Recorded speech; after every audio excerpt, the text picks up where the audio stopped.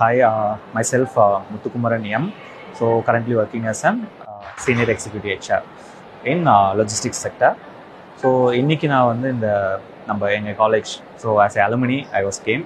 So இந்த காலேஜில் என்னோடய டிபார்ட்மெண்ட்டோட juniors first years they have join.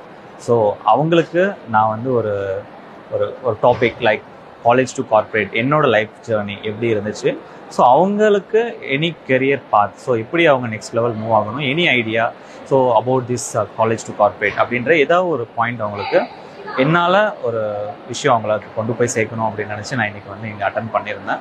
So when I was studying in this college, அன்னைக்கு இந்த காலேஜை பார்க்கும்போதோ இன்றைக்கி பார்க்கும்போது they have lot of changes.